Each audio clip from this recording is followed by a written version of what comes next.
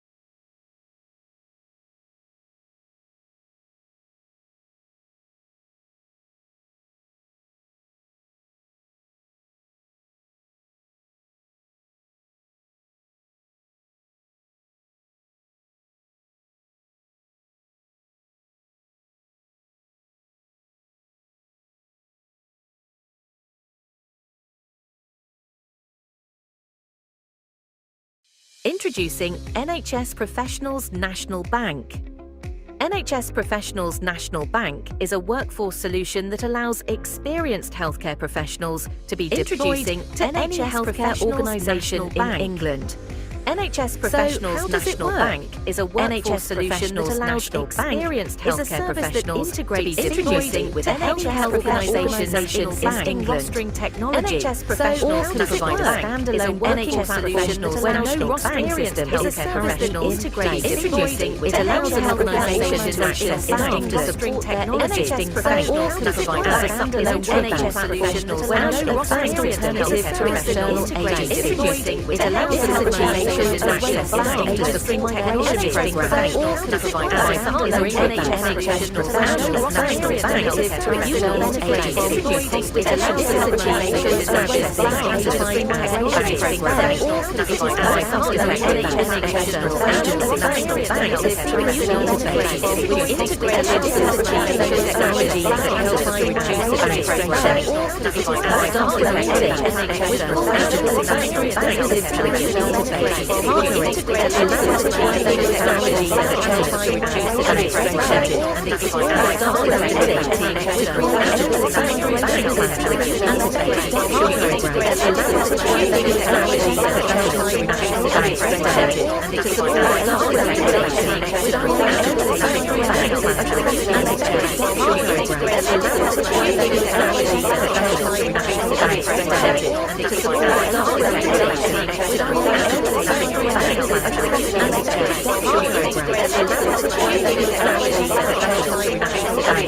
professional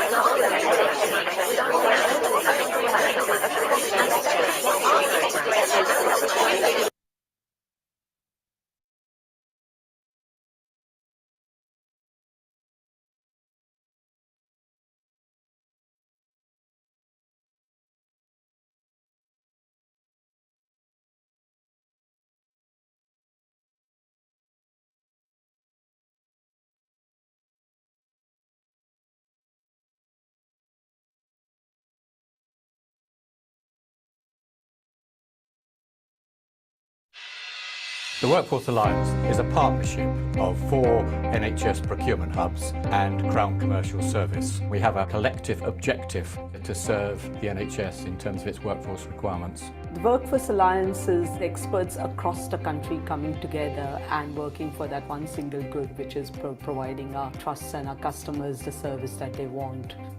I work primarily with doctors, so looking after the temporary staffing for doctors, so that will be bank and agency, and the Workforce Alliance help really by providing a framework around which we are able to work with our agencies and manage our agencies and our contractual arrangements with them. For a long time now, we've been trying to look at regional solutions, which are so much more advantageous than individual trust solutions. We know as custodians of the public purse that we've got a responsibility to try to drive efficiencies and savings in a way that's safe and doesn't impact on patient care. I can pull on the Workforce Alliance team with their knowledge and to get that overall picture to make sure that us as a trust are getting the best value.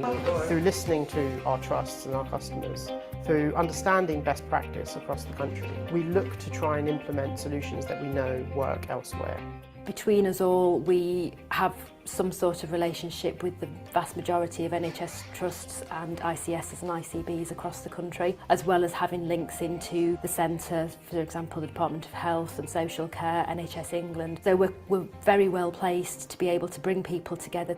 The Workforce Alliance carries out health assurance audit checks, which ensures that suppliers are compliant with the NHS England's employees checks. In terms of sort of the preferred supplier lists and ensuring that everybody's at the right rates, that we can support, they're compliant. Ultimately, that's then ensuring that the workers that are coming through those agencies are to the standard that's required for working with patients. The basic benefit of any collaboration of any sort is to get an outcome that's better than the sum of its individual parts.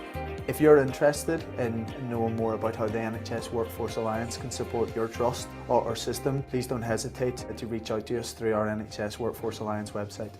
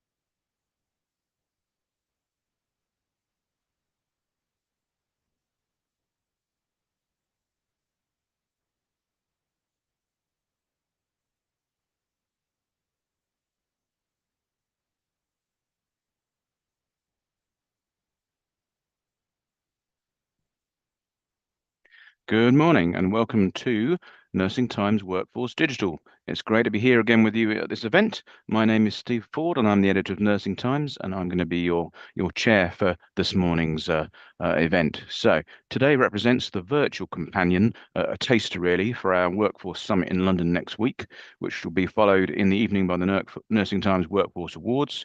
So good luck if you've been shortlisted for the awards, and hopefully I'll see some of you at the summit as well. So before we get going with today's program, we've also got some exciting things happening at Nursing Times I'd quickly like to tell you about first, if that's okay. So you may have heard me talk about Ask Nursing Times before, which is the new search tool that we launched last year. Uses AI to answer your questions by searching the entire Nursing Times website. So basically, well, we've enhanced that and also added another entirely new and powerful tool called Nursing Insights. It allows you to compare and contrast data by trust or ICB on things like workforce, patient flow, and public health. We've also added various personalization functions to the Nursing Times website, which basically suggest further and related reading based on what you've been looking at already, and tell you which articles are trending at the moment too. So it's really quite clever stuff. So that's in place now on the website. So please do go and have a look at both Ask Nursing Times, Nursing Insights, and basically the rest of Nursing Times too. Now, we're also currently working on an app, so you'll be able to be fully mobile with Nursing Times. Basically, that will be happening before the end of the year. So you have Nursing Times everywhere you want in your pocket as you go. And last month, we also launched an entirely new product for nursing leaders, which is called the Journal of Nursing Leadership, or JNL for short. There is a slide appearing on the screen about, well, actually, it's about the event that's related to JNL, but I'll get onto that in a sec. So basically, JNL it's for nurse leaders, and it's written by nurse leaders as well, and of course, aspiring leaders too. Oh, sorry about that interruption. Sorry, I'll basically start again. So JNL, yeah, it's basically for nursing leaders, written by nurse leaders, and of course, aspiring leaders. I'm sure there's lots of you out there too. So lots of articles written by influencers and innovators like yourself. So essentially, the idea is to amplify the voice of nursing and midwifery leadership, and I'm very excited about it. And it's great to be launching something entirely new for a change, and something I think that's hopefully needed as well, having spoken to a lot of people. So related to that, and around this time next year, we are going to be hosting a brand new event, which is also exciting, and that's called Nursing Leaders. So Nursing Leaders is going to be a big one. It's going to encompass a range of core topics like workforce, digital technology, and much, much more, all things related to nursing, essentially, and midwifery, not to forget midwives. So I hope to see you, see some of you at all of those as well. So a quick thank you as well to Radar Healthcare, who are our co-creators for that event. So very big thank you to Radar for helping us launch Nursing Leaders, which will be taking place next year. So thank you again for listening to my update on Nursing Times. Now back to today. So this is the 8th year that we've held our Workforce Summit series, and there's never a shortage of topics to discuss. So I think it's fair to say that the nursing workforce conundrum continues with its many complex factors, but the same overarching question: how does the health and social care system ensure it has sufficient staff? We know that the domestic pipeline of nurses coming via university and other routes is still struggling, very sadly, with higher education institutions facing their own financial challenges while trying to fill and retain their own courses. So it feels like mental health, children's nursing, learning disabilities been especially badly hit by this, and as we've had in the news this week, still ongoing with universities planning to close courses. So possibly even worse than that, if it's possible, while there's a shortage of nursing staff in most sectors and settings, perplexingly, newly registered nurses who have graduated are finding it increasingly hard to secure their first jobs due to NHS budget restraints. Of course, the government's announced its graduate guarantee and other things like that, but it's a big problem. So meanwhile, there's also government pressure to reduce spending on agency nursing staff and reliance on internationally educated recruitment. As there so often is, basically, with politics, and both of these are easier said than done, I would suggest, given that providers have got to try and fill posts and maintain safety. So yeah, we'll see how that pans out. Plus, of course, as you may have seen, there's a bit of snow in the air, certainly in London today. So along with all these situations, we're expecting a very hard winter. It's a big flu season that's already here and being predicted. Now, on the flip side, we understand there's a new 10-year workforce plan for the health service in England coming. So there was a call to action, call for evidence, for that back in September when it was launched. And this new document will basically replace the one from 2023, the long-term workforce plan, which was going to be hugely comprehensive, but we never really got going, essentially due to the change of government. So we've got a new plan on that. And furthermore, there's a workforce strategy for social care was unveiled earlier this year by Skills for Care, and literally on Tuesday last week we had a new nursing vision, new nursing strategy for Wales was launched in Cardiff by the CNO there, Sue Tranker, which had a lot of workforce in it, as you can imagine. So basically, as well as the promise of these plans to help health and social care leaders find their way through some of these challenges, pioneering organisations and talented managers like you out there are already coming up with their own innovations and ideas to solve or ease some of the workforce problems at a local level. So, to put it mildly, there is much to discuss. So our event is about trying to find the ways to alleviate some of these problems and to share some of the great work being done around the country. But it basically, whether it's on nurse recruitment, retention, well-being or preceptorship, or all things related to that and workforce generally. So they're all vital parts of the solution to the workforce challenge, I would say. So, as ever, Nursing Times wants to support you with this, whether it's via this online forum today, or our in-person summit and awards next week, or just basically every day on our website, or each month in our print journal. We want to help you to continue the important conversations and hopefully leave feeling empowered to shape and support your workforce. So, now, I'd like to thank all of our brilliant speakers today, who include leading nurses, including Professor Greg Dix, who we're going to hear from in a minute, Claire Martin, Adele Da Silva, Jeanette Milne, Ruth Oshikanlu, Donna Keenan, and Kelly McGovern.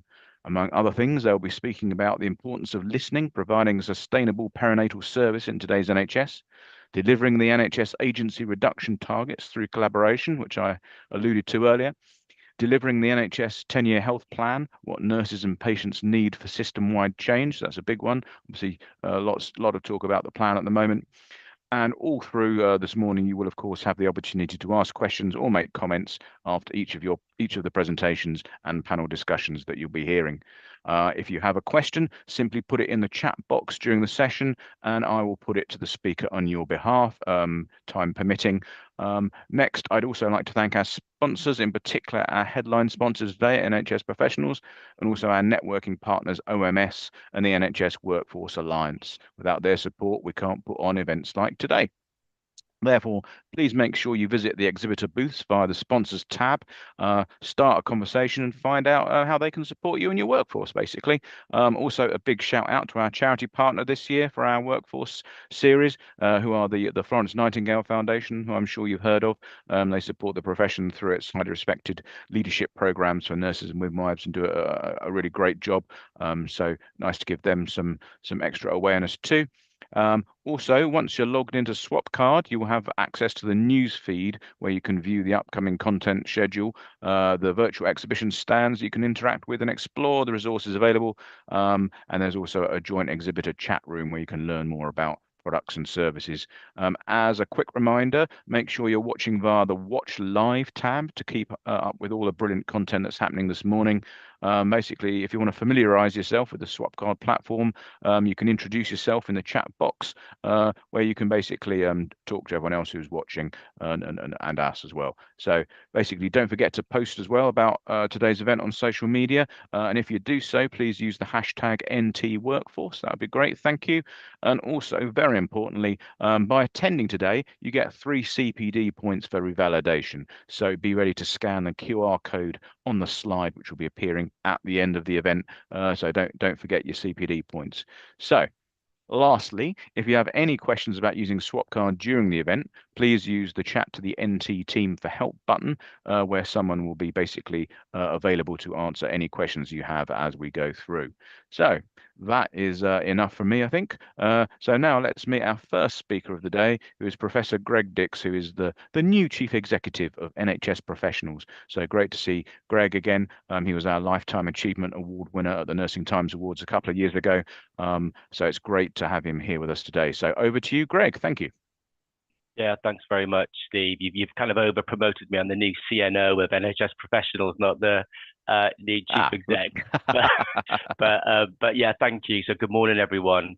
Having only been the CNO at NHS Professionals for a month, I will be presenting on some work I led in my previous organisation in South Wales, where up until last month, I was the executive nurse and the Deputy Chief Exec of Cwm Taf Morgannwg University Health Board, or CTM for short, which I'll use throughout the presentation today. Sadly, like several maternity units in England, back in 2019, the Welsh Government placed the maternity service into special measures, the highest level of escalation. Workforce challenges were significant during this time and could be translated across many parts of the NHS. Next slide, please. Thank you. In terms of background, concerns had been raised following several external reviews of the maternity service at CTM, which led to the Royal College of Obstetricians and Gynecologists and the Royal College of Midwives undertaking a systematic review in January 2019. This review was published just 3 weeks after I started in the Health Board from my previous Chief Nurse post in Devon. I was appointed by the board as the Senior Responsible Officer for the Improvement Programme, very quickly assembled an improvement team with staff and users of the service at the heart of the programme.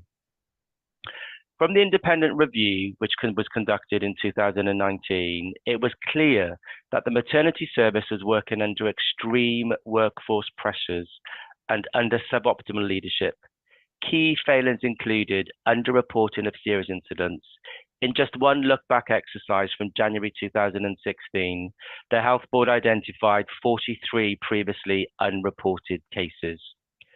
Moreover, the reviewers found inadequate governance, weak escalation of risk, non-compliance with mandatory training, and a culture that staff described as punitive and silencing.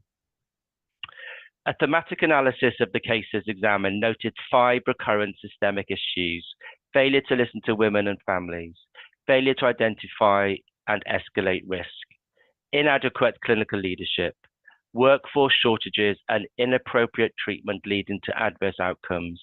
For example, mothers expressed that their concerns were not heard, their questions not answered, and that they and their baby suffered harm that could reasonably have been avoided under better managed care.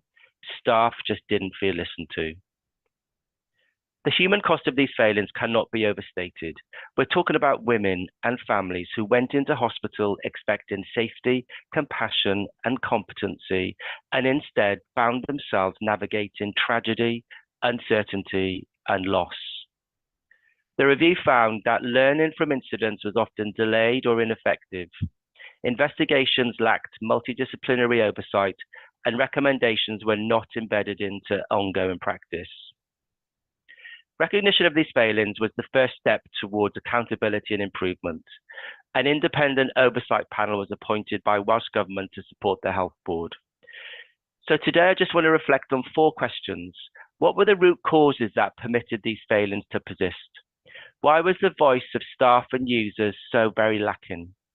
How have the lessons been acted upon? What changes have been made? And how have they been sustained? And how do you stop the service from slipping back? Next slide, please.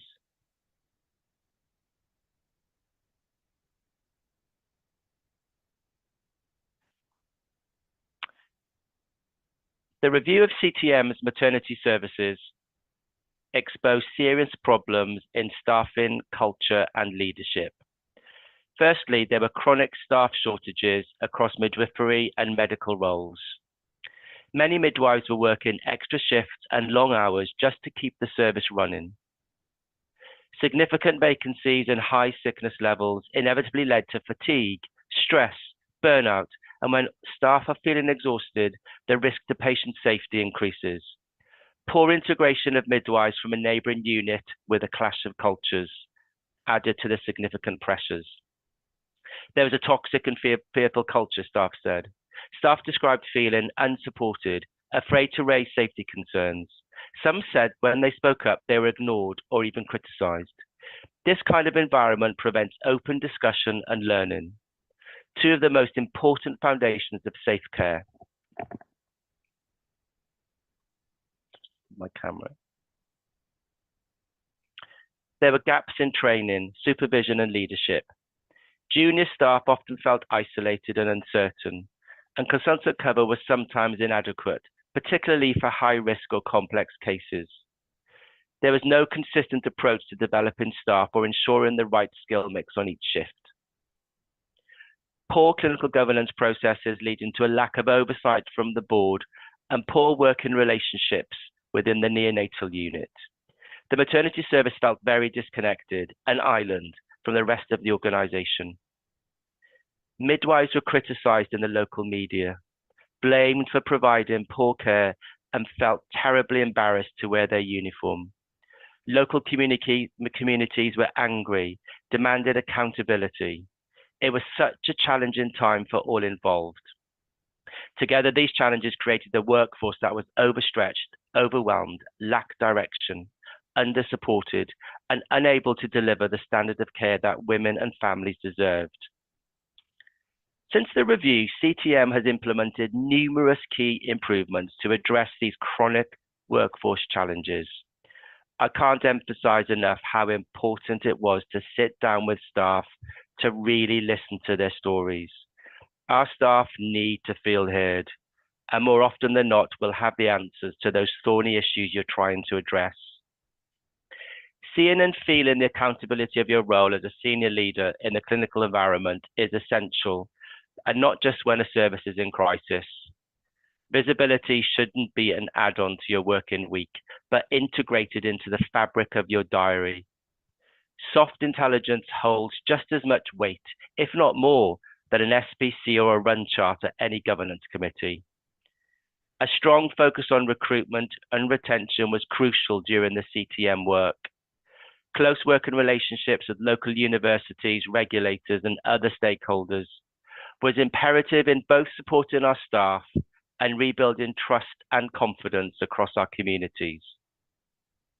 The Maternity and Neonatal Improvement Board, which I chaired, later known as the Perinatal Board, demonstrated our commitment to reviewing both services as one. They cannot be seen in isolation from each other. Integrated ward rounds, MDT meetings, handovers become a joint endeavour between both services, with the heads and director of midwifery assuming responsibility for neonates, as well as maternity with a supporting infrastructure. a real-time electronic midwifery staffing model was put in place with a clear escalation up to me as the executive chief nurse. Workforce KPIs were developed and formed part of the perinatal quality dashboard. A culture and engagement plan was developed with the staff and our Perinatal Voices group. This is a group of a range of users of the service from across all of our local communities. The health board invested in training, supervision, leadership development, regular MDT training, simulation exercises, and staff development sessions are now part of everyday practice. The appointment of the first health board's first director of midwifery was instrumental in providing strategic midwifery leadership, supported by 2 heads of midwifery and 2 consultant midwives. Integral to truly embedding sustained improvement into practice was the appointment of a quality improvement midwife and a neonatal improvement lead. Many interventions are put into place to improve the workplace culture, which, as we know, isn't unique just to perinatal services. Our culture and engagement plan paved the way, and the board were instrumental in this regard, as well as our trade union colleagues. A renewed emphasis on compassion, teamwork, psychological safety, civility, human factors training, speaking up safely guardians, all played a part in supporting the cultural change. Feedback to staff completing incident forms was fundamental to rebuild trust and reinforce that speaking up can really make a difference. The lesson here is clear. You cannot deliver safe, compassionate care unless you also care for and support your workforce. Next slide, please. The independent review exposed the deep human cost of poor standards of care. Many women described traumatic births and a sense of being ignored or dismissed when they raised concerns. Families who lost babies spoke of grief made worse by a lack of empathy or honesty from staff. For many, the experience left lasting psychological scars, including anxiety, depression, and post-traumatic stress. Beyond the emotional trauma, the review found that in around 2/3 of cases, different management could reasonably have altered the outcome. That means some families experienced avoidable harm, complications, birth injuries, and tragically, baby losses that might have been prevented. The breakdown in communication and trust was profound.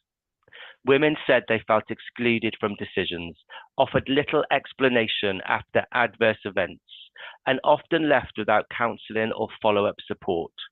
As one mother put it, we felt invisible, Greg. No one would listen.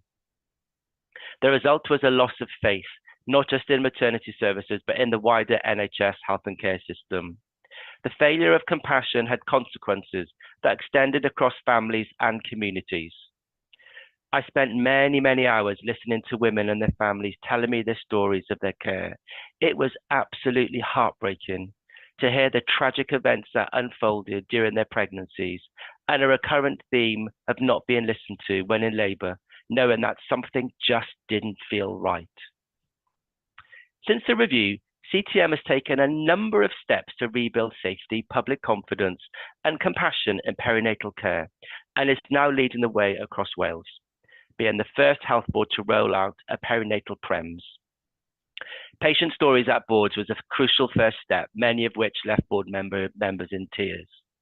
The board needed to know firsthand the impact on women and their families. My team and I, supported by Welsh Government officials, including the Health Minister at that time and the independent oversight team, led many, many public events across the CTM communities. As you can imagine, lots of anger, lots of grief, frustration and sadness accounted for the majority of emotions, although at this very early stage, there were some families that really wanted to help and work with the health board on their improvement journey. As time went on and we could evidence that improvements are being made, these public sessions became less emotive and more families were stepping forward to support the improvement efforts. The 15-step process was instrumental at this time, as families were able to see for themselves the improvements that were being made within the units by talking to staff and patients. Taking the learning from the perinatal service, PREMS was rolled out to the whole of the health board and routinely monitored at all levels. Patient and staff stories remain a constant at public board meetings, and independent board members regularly visit clinical areas with their executive colleagues. Patient voices are now part of all service redesign, with regular engagement groups, feedback sessions, and co-production of improvement plans. After any serious incident or complaint, families are offered a family liaison officer as a single point of contact, are invited to contribute to the investigation terms of reference, are actively encouraged to submit any questions they'd like a response to, with follow-up meetings, regular updates, and access to counselling and bereavement support if required. The key message is this: safe perinatal care is built on listening to staff, listening to women, and listening to families. Trust is rebuilt not through words, but through constant compassion, evidence, action, and accountability. And next slide, please. So how do you sustain a perinatal service and not see it slipping back? You need to build and maintain staffing levels, use a validated staffing tool, and triangulate with activity, quality metrics, professional judgment. Benchmarking is helpful to a point, but no two maternity units are the same. You must strengthen leadership and accountability. Leadership development at all levels is key, and ideally should not be profession specific. Interprofessional development is key in this space, as women and birthing people will often be in contact with multiple healthcare professionals during their perinatal journey. You must foster a culture of openness and transparency, much easier said than done, but everyone has to start somewhere. Develop your culture and engagement plan with your communities and staff, supported by the expertise within your OD teams. Board visibility will be key to keep up the momentum in this space. Offer as many routes to speak up safely, leaning into trade union colleagues to support. Regular pulse checks to check staff's improvements. Prioritize training, competency, and teamwork. A skills analysis will support the development of a service training needs plan. As mentioned above, interprofessional learning is really key in this space. You must strengthen oversight and governance. Developing a total quality management system will ensure that all angles are covered. That golden thread from ward to board is key, and developing a real-time integrated performance dashboard will keep you on track. Ensure that there are visual performance boards in clinical areas so that both staff and patients have access to. Support families to ensure partnership in care. I cannot overemphasize enough how important it is. And this should be the DNA to all improvements in healthcare, such as blood running through your veins and arteries. And not just perinatal services, all services should ensure that patients have partners. Continuous monitoring improvements can be easy to slip back, and sadly we've seen that in national press over recent months. Integrating QI experts into clinical teams with the skills and knowledge of improvement science, whilst offering training to staff on the floor, is key. Board visibility. The board is imperative in this space. I've talked a lot about the role of the board and accountability it holds. So what were the lessons learned? Next slide, please. My final slide, thank you. Families must be partners and not observers in care. Encourage involvement and participation at the very beginning of any service redesign or development of improvement programs. Please avoid paying lip service by only inviting one expert by experience onto a governance board just to tick a box. True co-production is involvement from the very outset. It is absolutely essential that the ethnicity and diversity of patient partners reflect the local communities.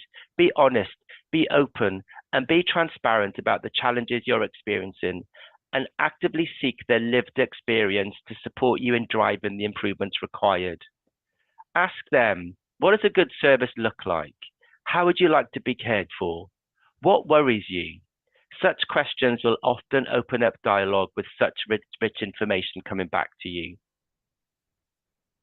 Workplace culture determines patient safety. Our staff want to work in an environment where they can thrive and just not simply survive. An environment where they feel listened to, respected and valued. A place of work where they feel psychologically safe to speak up and offered development opportunities to progress their careers, have access to wellbeing services and effective leadership, be comfortable with challenge and constructive feedback. The digital world is moving at pace, although digital literacy doesn't float everybody's boat. Agreeing a set of KPIs with clear sight from ward to board is essential. Performance boards at a glance in clinical areas creates a sense of team ownership and healthy competition. The importance of triangulation of key metrics provides an aggregated view of the service. In today's climate, the principle of value-based healthcare serves well when money is tight. Real-time performance reporting at local level drives actions to improve the service in the moment. It's simply too late to action if you wait for a monthly performance report. Although trend data and analysis is key to pull out themes and organizational-wide improvements. Training and professional development are essential, and to ensure the safety of the service and for staff to feel invested in as a valued member of the team. Professional silo training should be avoided unless role specific. I had the privilege to observe the Welsh Prompt, the practical obstetric multi-professional training, not long before I left the health board, and I was in awe of how the MDT worked together in a simulated emergency situation, protocol and guidance led, clear leadership, role identification, and effective post-debriefing. With effective quality governance structures and processes in place, coupled with a workforce that will thrive and on feeling supported and valued, is the magic ingredient to continuous improvement. Embedding QI capability and capacity into the perinatal service was instrumental at CTM. The units that often roll back are those where the improvement resource is taken away and not integrated into the day-to-day running of the unit. Boards have a significant role in creating culture of continuous improvement through how it functions and how the board communicates with the organization. It's a real challenge. Effective communication at all levels is a real challenge, especially across large organizations with multiple sites. Use all of the available media resources and social channels available to you and repeat the message. Landing a message at the point of care delivery is really tough. Leadership cascade works to a point, but still in my experience doesn't quite land where it should be. Any tips would be gratefully received. Leadership and governance must be strong and accountable at all levels, provides a safe, consistent, and high-quality care environment through compassionate leadership, through a compassionate leadership lens. Strong governance ensures that systems are robust, risks are recognized, and evidence-based standards are followed. Accountability makes responsibility clear, promotes transparency, and ensures actions are taken when things go wrong, but not in a punitive way. Together they build trust, reduce variation, and enables teams to learn, improve, and deliver the safest possible outcomes for women, birthing people, babies, and families. As a chief nurse, working side by side with your head of midwifery, your director of midwifery, and a clear professional line directly to you and not via an assistant or deputy, I believe is fundamental. I always took the perinatal clinical leadership team to both the board quality committee and public board. Their on-the-ground experience held so much gravitas at the board, although, as I previously mentioned, nothing is more powerful than a service user or a point-of-care member of staff telling their real-life story from both a negative and a positive experience. CTM Health Board was de-escalated to routine monitoring at the end of 22 and is now held up as one of the most successful perinatal units across Wales. It was an absolute privilege to have led CTM out of special measures, but there is no way we could have done that without the significant efforts of the amazing staff at CTM, and the true determination of the local population, who are so very desperate to be proud once more of their local hospital's perinatal service. Thanks for listening. Great, thank you, Greg. Incredibly powerful presentation there. Lots of bits jumped out at me. Failure of compassion sadly has so many echoes, isn't it, of past examples that I won't go on about. So just to remind our listeners, we've now got a couple of minutes for questions, so please put them in the chat function. But I've got a few of my own. I mean, there was so much learning there, Greg. It was a very, very rich presentation. But I suppose if frontline staff do find themselves in the situation where they're concerned, what's your advice in terms of knowing all about speaking up and speaking out cultures and things like that? Yeah, I think it's really important that if any staff feel the need to escalate any concerns, ideally straight to the line manager. If the relationship is not particularly helpful in that space, then definitely use the Speak Up Safely Guardians program across the UK, trade unions. Drop a line to your chief nurse. There's no reason why a staff nurse or a midwifery support worker or any member of staff cannot directly contact their chief nurse or chief nursing officer.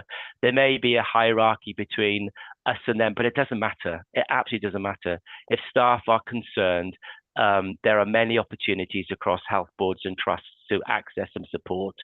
If you're not going anywhere, then please drop a line to your chief nurse. Your chief nurse would absolutely not worry about that and would be very grateful for that honesty and transparency. Great, thank you. Fantastic advice. A couple of other bits that jumped out. There was the soft intelligence. I thought that sounded really important, and obviously caring for the workforce, another massive one. But you also mentioned about the director of midwifery and the various improvement leads. Was that something that you thought was key learning around having people specifically in leading on those areas? Yeah, absolutely correct, Steve. When CTM went into special measures, I reached out to some of my chief nursing officer colleagues across England who had equally had some challenges with perinatal services. And certainly some of the advice was, when you lead an improvement program, QI capacity and capability is really important because the staff on the ground still have the day job to deliver. Some of the failings from some of my English colleagues' trust was when the improvement teams exited the organisation and services came out of a level of escalation, then sadly things rolled back. So the improvement teams disappeared, staff on the ground continued to run the day service. Continuous improvement was challenging because a lack of QI capability and capacity just simply wasn't there. So integrating QI into any services and training staff in that improvement methodology, I think is really essential. Great, thank you. We've had a question in, probably alludes to what I said around well-being. I mean, it's as I say, it's an overarching question. I think it's what practical measures are being used, or I guess can be used, to reduce burnout in midwives. I guess I say that affects that's a national question almost, but yeah. Yeah, I guess in my experience, I've been a chief nurse for 15 years now in provider organisations, and of course the last month within NHS professionals. The majority of trusts now have wellbeing services. My advice would be, please do reach out to any wellbeing services that are on offer within your organisation. Talk to your colleagues, talk to your family. Have a conversation with a nurse or a medical practitioner from primary care. Nursing and midwifery is really tough these days. The NHS is doing what they can to support nurses and midwives within practice. But my advice would be to identify what support services are there available within your organisations, but just simply have a coffee with a colleague, tell them how you're feeling. If you're feeling low, people would normally recognise that, Steve, and ignite a conversation. But certainly first point of access would be any wellbeing services or any primary care practitioners that you think you could get support from. Great, thank you. Right, last couple of questions. One other thing, basically, I mean, like I said, there was so much that you talked about, especially the bit around listening, obviously a very key point. But if you want one thing that people to take away from your presentation around the whole issue, what would it be, basically? Is there one thing? Can we distill it down to one thing or several things? Yeah, I think it's kind of 4 words for me: listen to staff and listen to patients. It's as simple as that. Great, thank you, Greg. And last but not least, obviously, as I said, I promoted you at the beginning, but you are Chief Nurse of NHS Professionals, which is a new role for you, stepping away from leadership within NHS trusts themselves. So how's that going? Have you got a plan there? What have you been up to? Yeah, it's been great. So week 5. So I'm still getting to know colleagues within NHS Professionals. They've been so incredibly welcoming. I'm kind of virtually trotting around England, Steve, catching up with CNO colleagues in ICBs and trusts, and also trying to get out and about to meet some of my teams that are based within trusts across England, just to see and feel the accountability of my role. I said it through the presentation. I think as any senior clinical leader, you really need to see and feel the accountability. Yes, we need assurance reports, but that soft intelligence, as I'd mentioned earlier, holds much more weight in my view than an SPC or a run chart. So at the minute, getting to know the company, meeting staff, and enjoying something new. Fantastic. Well, thank you very much for joining us today, Professor Greg Dix, who's the new Chief Nurse at NHS Professionals. As I said, has a rich experience of nurse and midwifery leadership throughout the NHS, and was in fact our Lifetime Achievement Award winner with the Nursing Times Awards a couple of years ago. So thank you very much to Greg for giving up his time today. Thank you. Right, moving on. Next, we've got our case study, which is on delivering NHS agency reduction targets through collaboration. Again, this alludes to something I said in my intro around the NHS healthcare, the 10-year health plan and some of its ambitions. So we're going to hear a real-life case study on how Sussex Partnership NHS FT has optimised its usage of temporary staff through a collaboration between clinical operational leads, workforce, finance and procurement teams to establish an effective agency cascade. So a true multidisciplinary effort. So in a second, we're going to be hearing from Claire Martin, who is Procurement Director at NHS Commercial Solutions, and Adele De Silva, who is Associate Director of Workforce Supply at Sussex Partnership. So I'm now going to hand over to Claire and Adele for their case study. Thank you very much.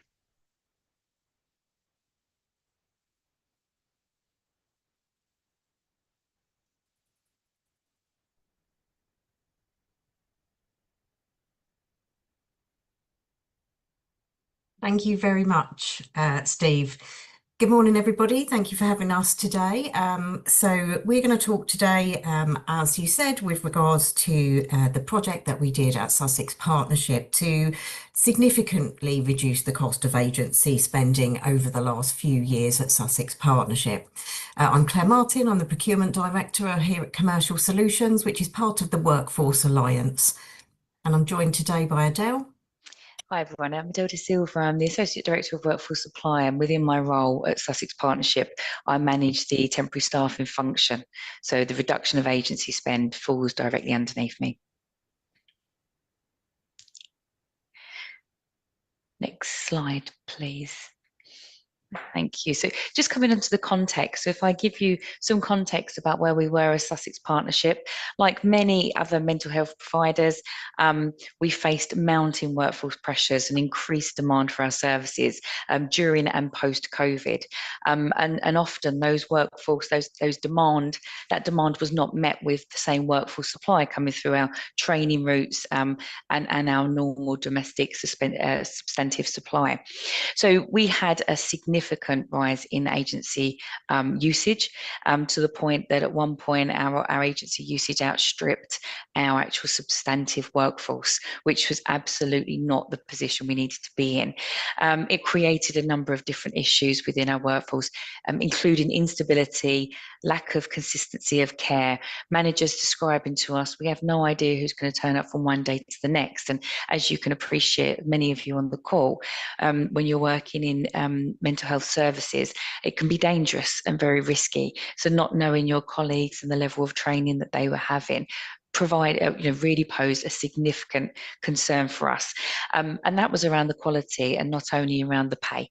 So obviously the cost of agency workers was absolutely impacting our financial position and impacting how we could operate as a trust in terms of providing quality of care. So against the national pressure to reduce agency usage, over 50% of the agency workers were off framework, which created us a governance risk and issues for the trust. So we mentioned off framework, it creates a bit of a risk for both the trust and the agency workers as they're not protected by the terms and conditions of those national frameworks. And we don't have oversight of the staff contracts either, so presents them with significant risks. Agencies controlling the rates and the staffing pool was leading to those cost increases and exacerbating the trust financial position. Neighbour trusts also experience the same pressure, and where resources scarce, it can inflate the regional pricing, potentially with trusts competing against each other. So we had to bring down costs because it was also creating an issue of resentment of our substantive staff working alongside agency workers that were seemingly paid a lot more than them. But we also know that it wasn't the agency workers that were getting all of that pay. We were paying quite a significant commission to the off-framework agencies because they aren't controlled under the regulations of Workforce Alliance. The issues that we had is that because these agency workers have become very ingrained in our services, managers were very reluctant to switch agency workers because they were known and trusted, some of them. But because there remained a high turnover of agency staff that we weren't able to pre-plan for, it undermined team cohesion, and obviously that really impacted patient experience.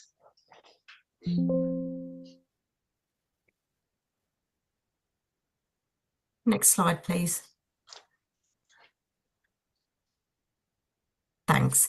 So the Workforce Alliance stepped in to help the Trust develop a new way of operating its agency shift fill. It needed to be the right solution so as not to destabilise the market and operational need. So we did some really in-depth analysis of the current rates paid by the Trust, both to the workers and to those agencies it was using. And we benchmarked that against its neighbours and national benchmarking rates using the data held by the Workforce Alliance for the nation. So that was quite a complex part of the process because of the volumes utilised within the Trust of the different suppliers. We met with suppliers, with the Trust finance leads, to establish a strong position with them and set out expectations and what was going to happen during the process to develop the cascade. And this enabled us to propose a first set of rates for the cascade style approach and draft call-off contracts under the Workforce Alliance frameworks, clearly setting out the new rates of pay for each of the agency workers, how it was going to operate, escalation processes and payment arrangements. Alongside the analysis and the planning work done to really understand the marketplace, and our focus is really not to introduce any unnecessary risk into our supply. We have a great reliance on our agency workers, so we didn't want to introduce through this process any increased risk of unfilled shifts. So alongside planning and analysis work, we established the governance framework which would allow us to have QIAs, the quality impact assessments, along the way to make sure that what we were doing wasn't introducing any unnecessary risk, and also to ensure that everybody that needs to be cited on the changes was signed up and engaged in that, which included operational staff. This also included making changes to the way that we released the shifts via the roster, and that how we used our systems to support things like invoice alignment, standardised operating procedures. Our contracts absolutely held our agencies to account, which allowed us to ensure compliance with our terms over time. And we did quite a significant piece around agency management, around what their contract says, how they perform, etc. And they fed back to us that that also helped them in terms of engaging their agency workers with the new process.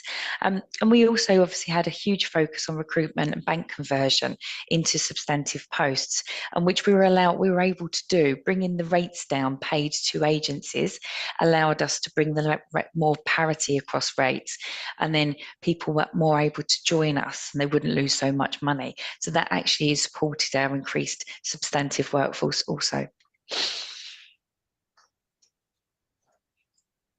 Next slide, please. Oh, thank you. So this is a really simplified view of the cascade, which is quite a complex document. So this is really just an overview which shows how we organise the suppliers and their rates into the tiers.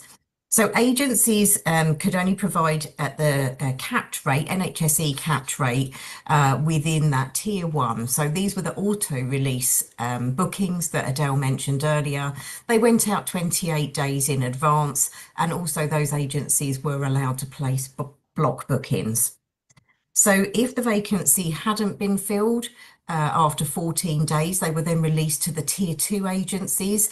And we've got here rate cap plus 10%. These rates were decided upon for each of the stages, but this just gives you an indication of where we started. So it was approximately 10% over the NHS cap rate to start with, and that was released to a smaller pool of 10 agencies, after which, if those vacancies still weren't filled within 72 hours of the shift being needed, they were released to the tier 3 agencies. And as you can see, we had a slightly less in that cascade as well in that tier. So the agencies with the lowest fill rates were then gradually removed as we reduced the number of suppliers that we were working with, so that we could have a closer relationship with those agencies providing the staff, and also have a better connection with those agency workers. And we were able to work this out. We had a number of versions of our cascade, and we're on now actually cascade phase 4. So at each stage of this, we worked with agencies who got feedback from the agency workers to let us know what they're willing to accept, if they would accept the lower rates for a longer shift security period. So that's how we worked with Workforce Alliance to engage the agencies to support with this. And like I said, coming back to not introduce any unnecessary risk. It meant that through careful engagement, we were able to retain higher rates only for those urgent shifts. And as a mental health trust, we do still have, those last minute urgent shifts that have to be covered for enhanced observations and things. So they still maintained the opportunity to do that, but it was working with their agencies to make sure that they understood they wouldn't get the longer term bookings at the higher rates, which helped shift the marketplace.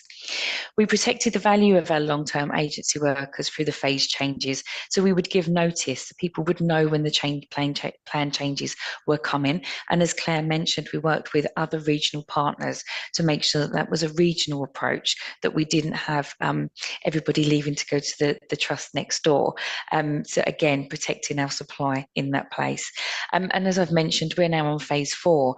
And over that time, we've been able to align the rates, bring them down further. But at each point, working with our agencies and getting the feedback from our agency workers to let us know what is it that we are able to do in this marketplace. Next slide, please.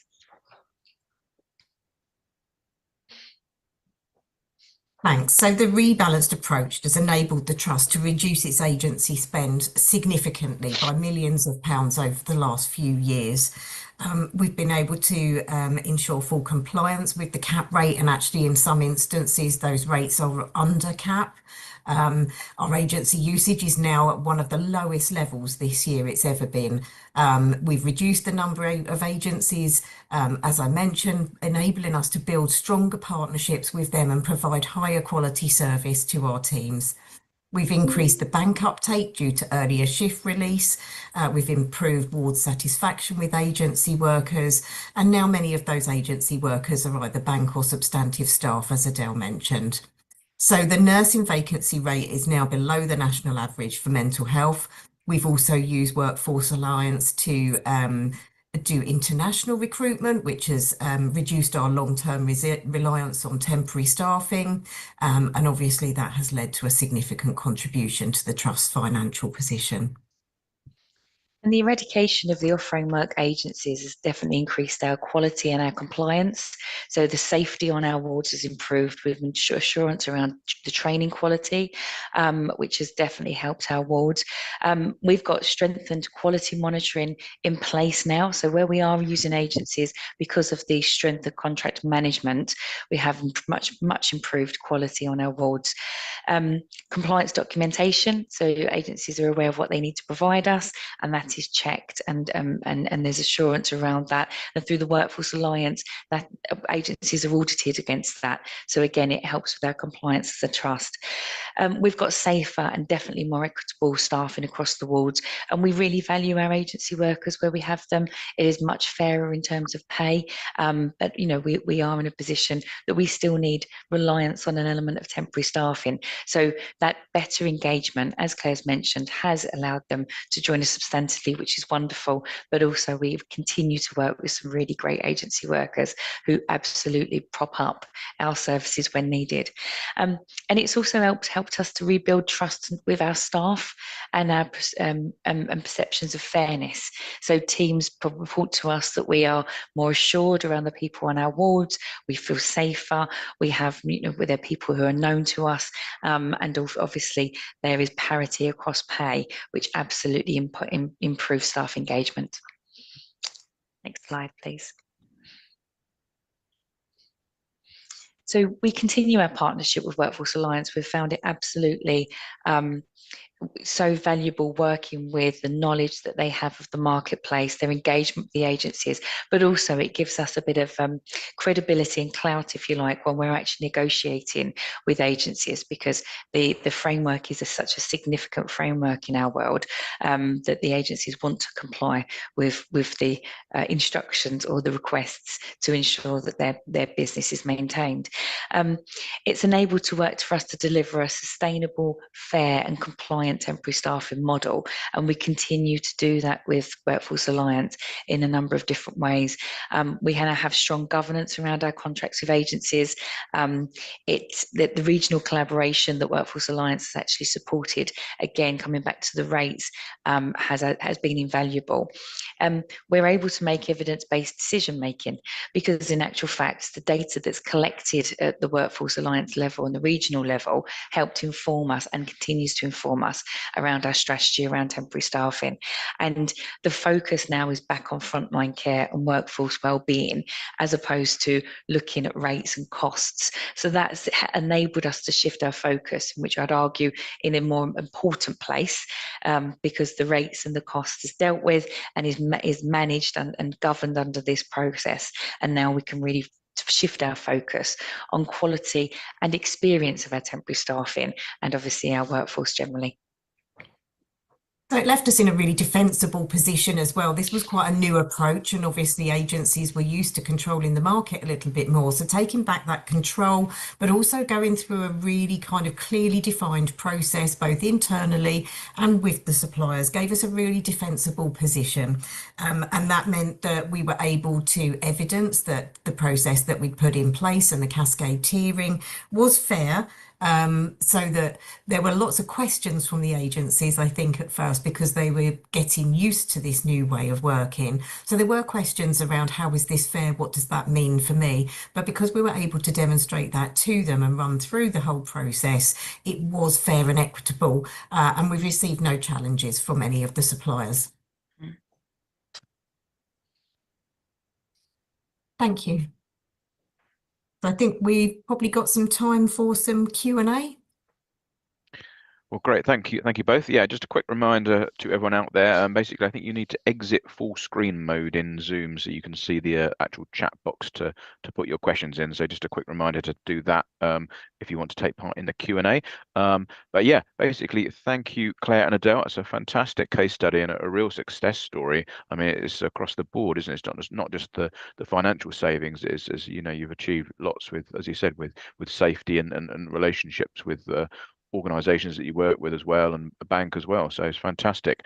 And I'm sure a lot of organisations will want to look in more detail at what you've done, particularly as I mentioned with the latest political pressure in this area. Again, as you mentioned, obviously you're a mental health provider. I guess, how does it transfer to other fields? Is it easily shareable? I take that question. So I would say so, Steve, absolutely. I think our starting positions are very different as trusts now, because everybody would have gone through a different journey. But in terms of the model, absolutely. So I think, we're looking at supply management, a process through Workforce Alliance and the support they have. So I don't see why it would have any other impact. The only slight variation is around the nuances around the supply chains. So I know there are some specific areas of nursing that there are very, very few nurses. So again, working with Workforce Alliance, that would definitely strengthen those pathways and those supply pipelines, which will help. So I think it's absolutely transferable. Fantastic. Thank you very much.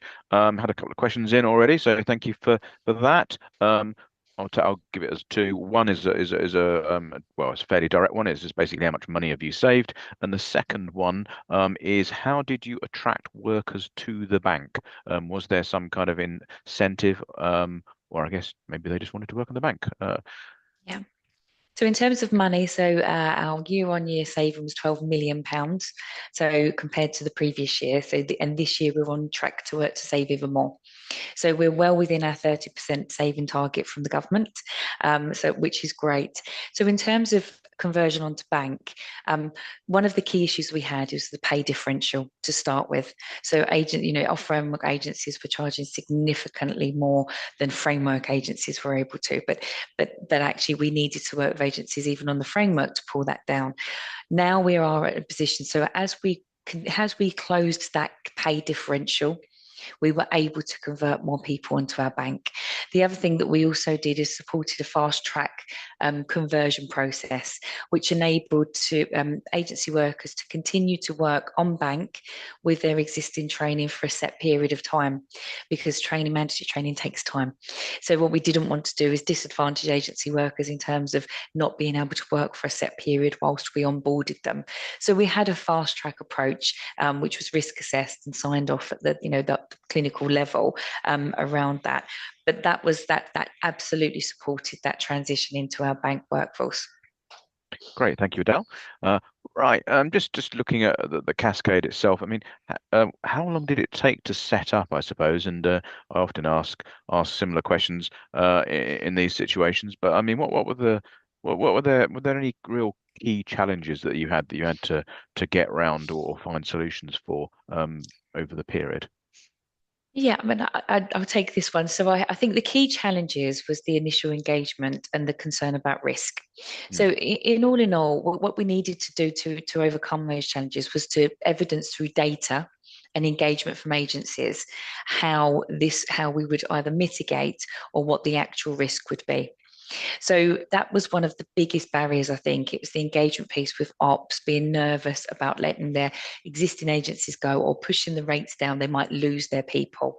So that was one barrier. And we did that, we evidenced at the senior levels through data, working for Workforce Alliance, that we were able to do this safely. But we had key measure points in there. So, where we'd risk assess it. And as I mentioned, we had a quality impact assessment led by clinical teams, and any changes that we made was actually signed off at exec level. So the risk was known and the mitigations were in place.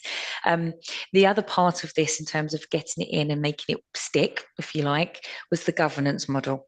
So if we had the decision without the governance model, then managers would continue to do what they need to do on the ground, or were doing on the ground. So the governance model, which many people have, is agency control panels, various control measures.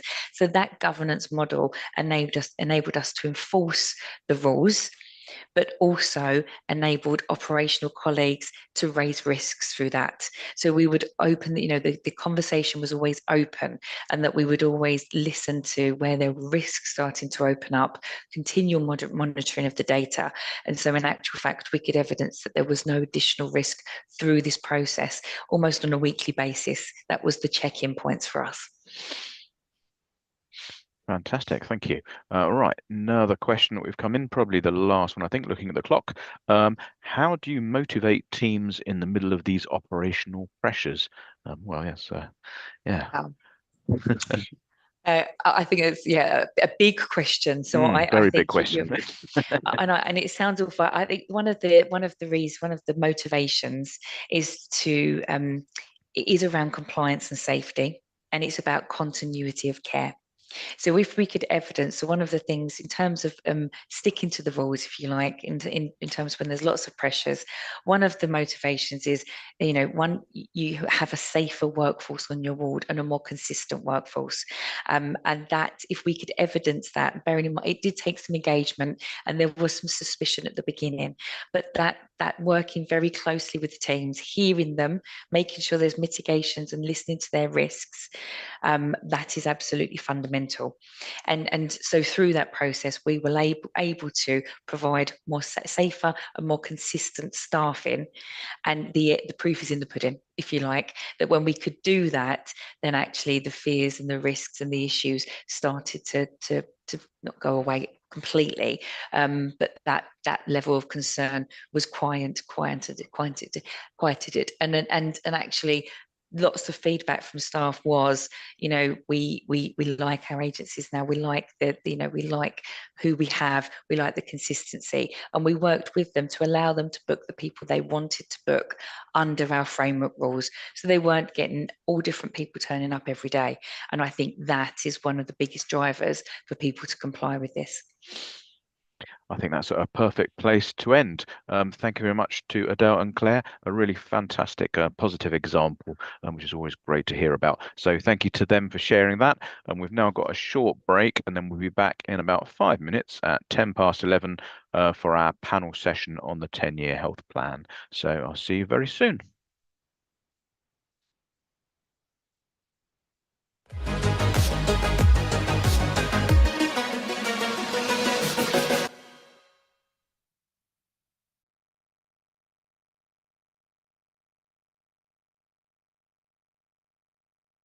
Introducing NHS Professionals National Bank. NHS Professionals National Bank is a workforce solution that allows experienced healthcare professionals to be deployed to any healthcare organisation in England. So how does it work? NHS Professionals National Bank is a service that integrates seamlessly with a healthcare organisation's existing rostering technology, or can provide a standalone booking platform where no rostering system is currently in place.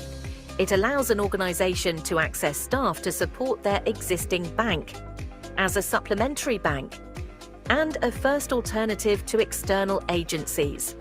This is achieved through a robust agency migration programme. By partnering with the NHS Professionals National Bank, you will benefit from cost efficiency, with this service being classified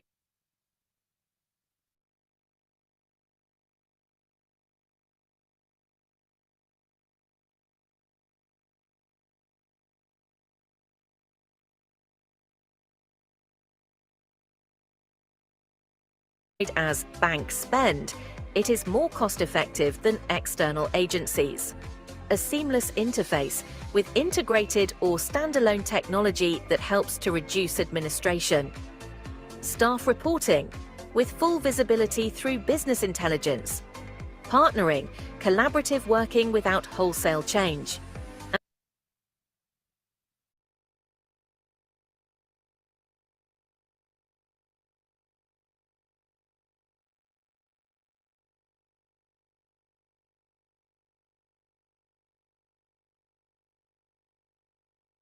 And a dedicated and experienced service delivery team to create agency migration plans and spend reduction programs. Choose the NHS Professionals National Bank today. to support agency reduction, staffing and patient care across the NHS.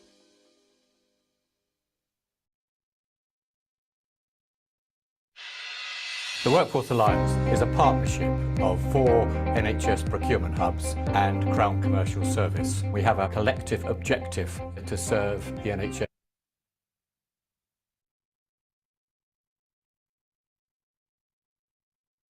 in terms of its workforce requirements.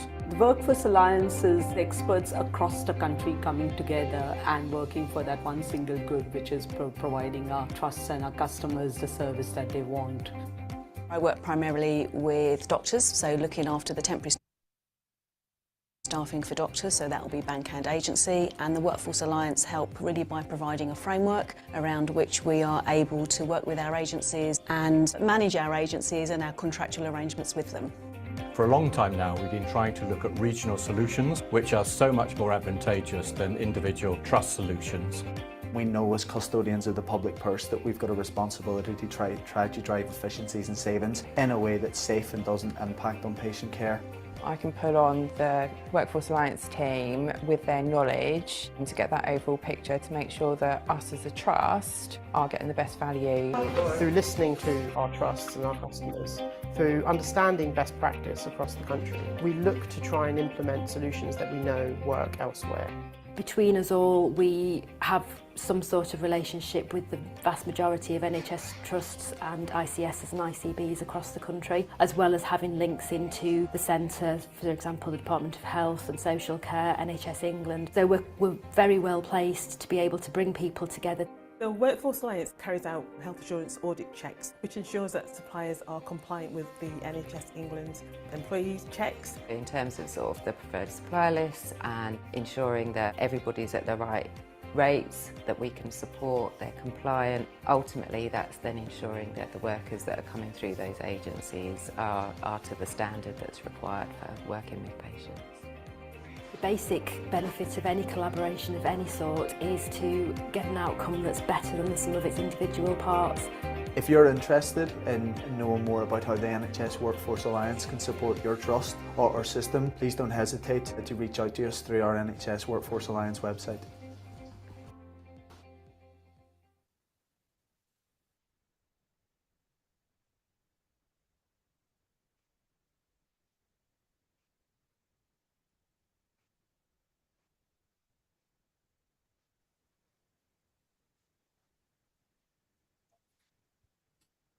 So hello and welcome back for the second part of today's event, our workforce virtual event. So I hope you enjoyed the first 2 sessions. I thought they were incredibly well, fascinating, in fact, very rich information and great learning. So thank you for those. And so we will have recordings of them available to watch back on Swapcard and later on the Nursing Times website too. So what happens next? Basically, we're going into our panel session, which is about delivering the NHS 10-year health plan. So this was the big document that was launched earlier in the summer, which has got lots of accompanying bits following on, including a chief nurse strategy and a workforce strategy as well. So lots and lots of policy going on. So the 10-year health plan basically set out all the ambitions that the current government wants to do in terms of, well, health, social care, prevention, you name it. Basically, the 3 tenets that they're talking about in terms of analog to digital, treatment to prevention, and acute to community. So lots going on. So basically what we're going to do with this session, we're going to ask, what do nurses and patients really need from this transformation, and how do we get it right? So a few big questions there. System-wide reforms continue to reshape the landscape. So we've got all manner of reorganisations going on in terms of integrated care boards being changed their role slightly, neighbourhood health service being brought in. So there's an awful lot going on basically. So here to discuss that, we've got Kelly McGovern, who's chief nurse at West Hertfordshire Teaching Hospitals NHS Trust. We've got Dr. Ruth Oshikanlu, who's chief executive of Goldmind, and we've got Jeanette Milne, who's head of nursing for community medicine and emergency care business units, the I always get this wrong, NIHR, there we go, NIHR Senior Research Leader from Northumbria Healthcare NHS Foundation Trust, and Donna Keenan, who is Director of Nursing, Midwifery and AHPs, and also Executive Director for Nursing at Western Health and Social Care Trust. Right, so basically what's going to happen is each of our speakers, I'll invite them to come on and do their thing, talk to you about what really interests them, and then after we've heard from all of them, we'll go into a Q&A. I've got a few in mind already, but as ever, please submit your questions like you have been doing for the previous 2 sessions, and yeah, use the chat box, and remember that you have to come out of full screen mode for the box to appear to do that. So without further ado, I will invite Kelly to start us off. Thanks, Steve, and thanks for having me at this wonderful event. I'm just going to talk a little bit about some of the things that I've been doing with my team at West Herts, and then what impact that will have on the 10-year plan. So I've been here maybe 2 years and 4 months now, and when I arrived in West Herts, we had quite a what I would describe as a disempowered nursing team, and it's come from COVID. And what I've really been trying to do is work on how we empower a workforce to have a voice, to help change practice and pathways, and to really influence the work that we are doing in our organisation. And as we look forward in the NHS and the ambitions that were set out in the 10-year plan, one thing that I find really clear is that, and it's similar to what I've been trying to do over the last couple of years, is that we can't just be part of the conversation. We have to really try and lead it, and we have to lead it from the front line. We are the constant across all of our communities, so in acute hospitals and mental health and communities. And we see the system from our eyes on the floor. We see how the patients, we see the pathways, and it's not just strategy. We are living and breathing it every day in real time. And yet, despite us being the largest and most trusted workforce, we don't always have a collective voice, and we don't always get to influence wider system-wide change. And it's not because we have lack of courage or we have lack of insight. It's because we have somewhat worked in cultures that always don't encourage us to speak up. We haven't always had the platforms to speak up, or maybe some of the psychological safety around it. And that's what I'm really trying to do in our organisation, is to enable my staff to be able to challenge, enable them to innovate and shape decisions about what we're doing. And I think that the future of the NHS, we are really going to do integrated care, we're going to do prevention, digital transformation. It really will depend on nursing leadership and our expertise and our honesty. So I think the question around the 10-year plan and what we can do as nurse leaders and nurses in general is to actually have a stronger voice, is to how do we support each other collectively to find that voice and use it. We need to focus on empowering our colleagues to speak up, whether that's raising concerns or offering solutions or challenging things that are happening that we might be able to improve, especially around our patient care. I started, sorry, I have a cold, so my voice keeps going in and out, so I apologise. I started on my journey spending time with my team, really trying to listen to them, to make them feel safe, and that they could trust that I was going to help them to remove any factors that might be preventing them from doing the improvements and being able to challenge any problems or any questions. And that's kind of what we've been really trying to do, is we've been driving empowerment. Our voice is really powerful, but we need to be able to speak up, and it's not because we're trying to disrupt things, but it's an act of our leadership, and it's part of our professionalism and the care that we give to our patients. So I really believe that this 10-year plan, we should all be contributing, we should be on every platform that we can get on, so that we can start really having a true voice around what the care looks like for the next 10 years, because that's quite a long time in our journey, really. I think that it's got huge ambitions, and if we're going to look at acute to the community setting and how we really influence that. I think that we can't do it unless we are united. And some of the work that we're really trying to do currently is working on acute coming into the community and vice versa, and how we really start to build that collective relationship. I think it's going to be really exciting. I think that this needs to be something different. It can't be like another 10-year plan or another plan that we've seen before. But I truly believe that nursing now, it's different. It's a bit of a different landscape. It's starting to feel different.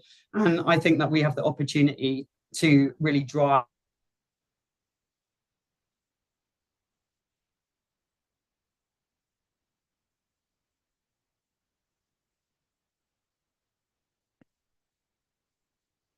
I urge people to encourage others to speak out. I urge you to support your colleagues in speaking out.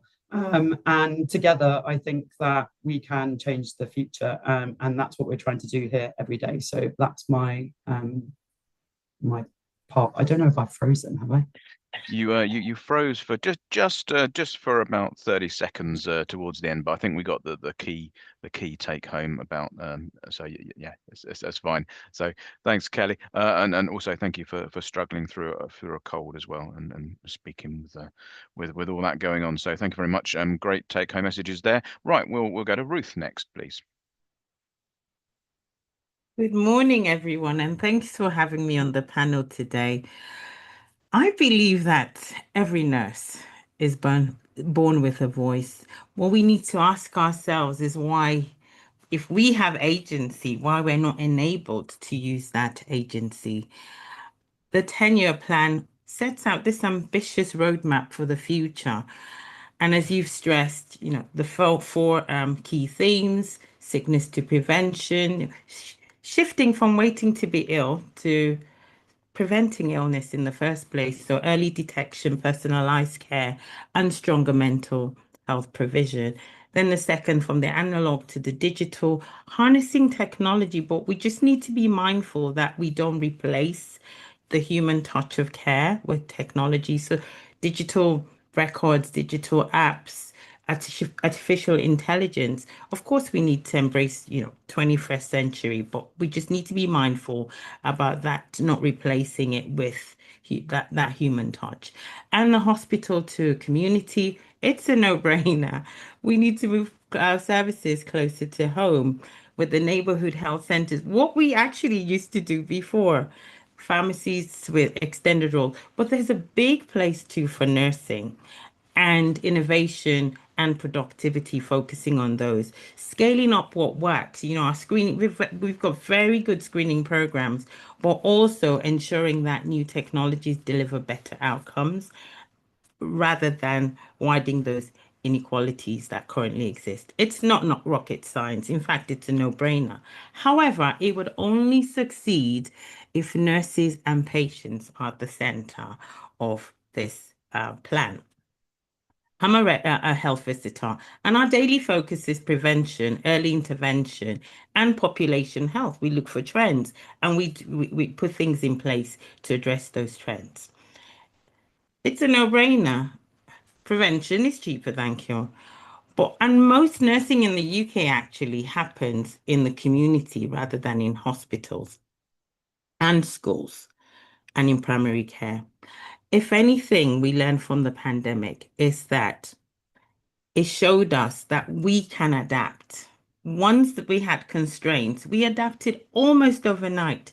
We were delivering vaccinations in car parks. We were supporting isolated families online. We coordinated care for those who were most vulnerable so they didn't fall through the cracks. And we were responsive because we listened to the needs of the people we serve. We saw where the gaps were and we filled those gaps. I also know from personal experience that co-production works. I'm a believer in co-production.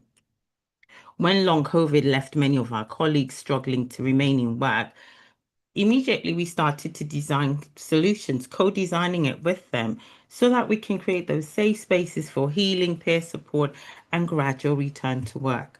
The result?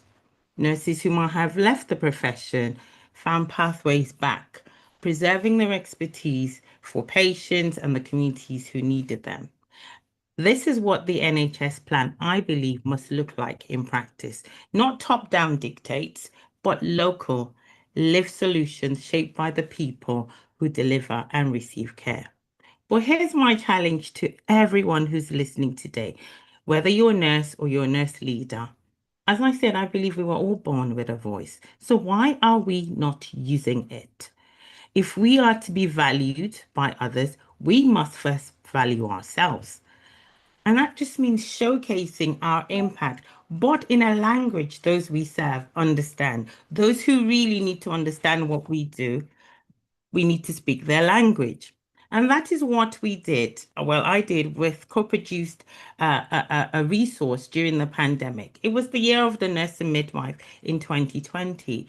Together with 380 colleagues across about 40 countries, we showcased the difference that we made as nurses and midwives during the pandemic in every single setting. And what it proved when we listen to each other's stories, shine a light on our talent, we highlight both our power and our shared purpose. So my message today is simple. The NHS 10-year plan will succeed, but only if it is nurse-shaped and patient-shaped. Prevention, digital innovation, community-led care, productivity, all need our voice and our wisdom, our talent. So my call to action to you today is use your voice, share your story, co-design, co-produce services with the patients you serve, with your service users and for communities. Don't wait for permission. Step into spaces where decisions are made. And if you're not invited, create your own table. The future NHS isn't being built in Whitehall. It is being built in every clinic, in every home, in every community setting, in every school, during every home visit, in every ward, every community project we deliver. So if we as nurses lead this transformation with courage and clarity, the NHS 10-year plan won't just be a document or a plan. It will be a living reality that truly meets the needs of those we serve. Perfect. Well said, Ruth. I think we all agree with everything there. So brilliant. Thank you very much. Right. Okay. Jeanette, you're up next. So I think just linked to Ruth and Kelly's.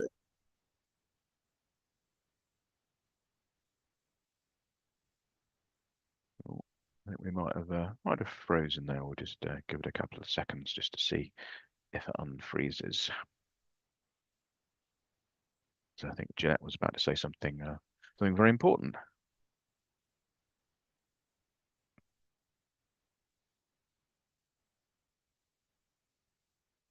Topic. I think what I wanted to talk about was resilience, that workforce. I keep getting a pop-up on my screen.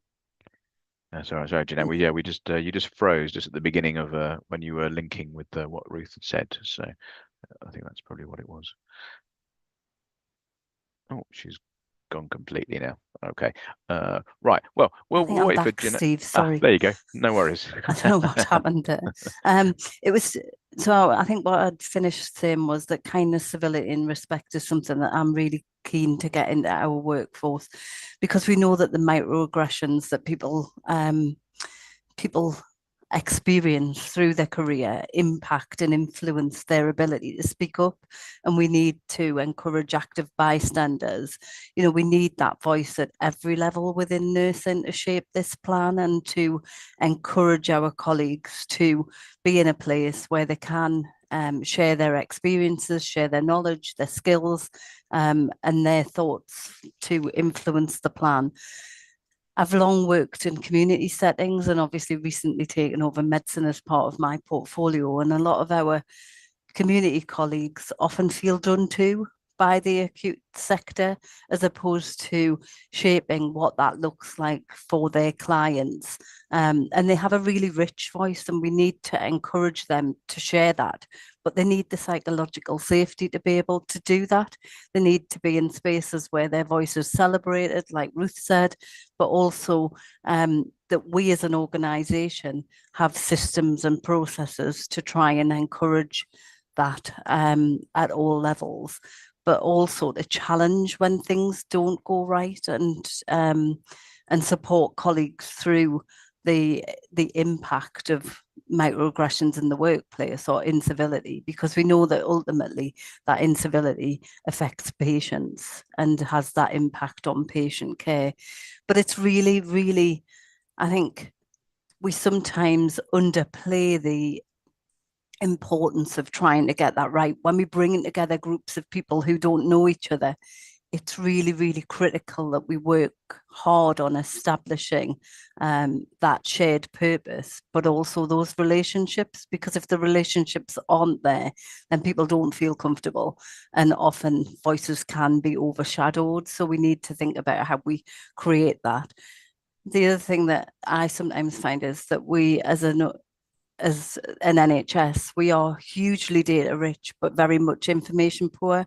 So I think as we move from, the analog to digital, hopefully, things like AI will bring us richer information in a much more speedy form that will allow us to shape what we do and help us think through what the potential impacts of that would be for our organisations.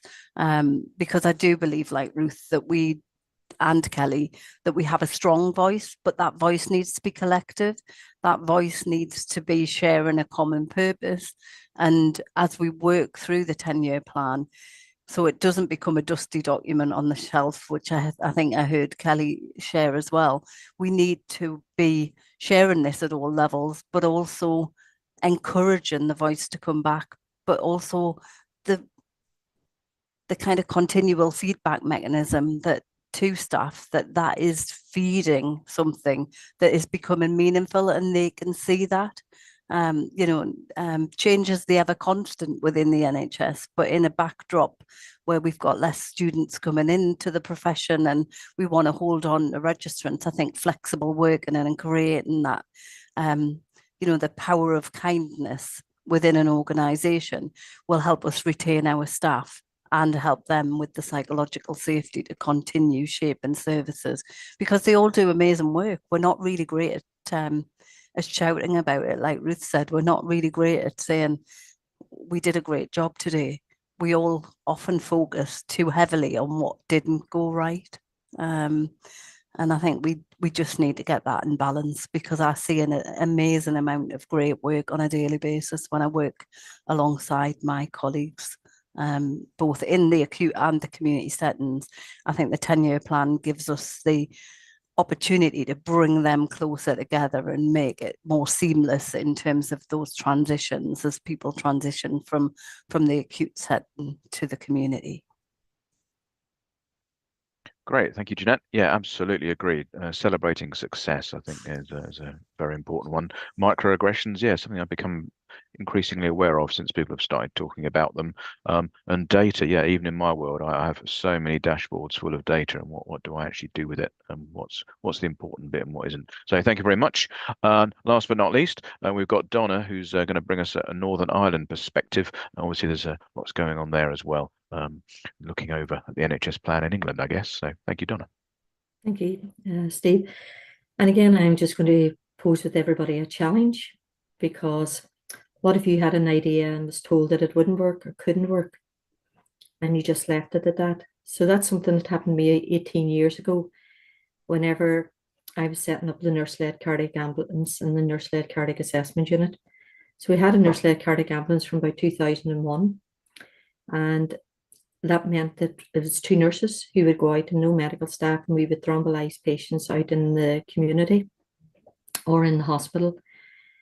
And in about 2007, we had about 6 weeks where we were told that we were losing our acute status in our hospital. So it meant that we had at that stage then about half our staff were redeployed. And at that stage, I managed THDU coronary care in a medical ward. And it was a really difficult time, but we had 6 weeks also, as well as redeploying half our staff, to set up a completely new unit that had never been done before. So it's back to the points that were made earlier, just about being courageous, taking a risk, but knowing your staff. So I set up this unit, and you can't do this alone. You have to rely on people, you have to trust people, they have to believe in you and believe in your vision. So we train staff, and over the years I've been training up our own nurses to go down to the emergency department, and it would be our nurses who would assess if people with chest pain, heart failure, palpitations, if they were to be admitted or not. So over that period of time, I was training them up and going down with them, and we would make that decision if we could admit or not.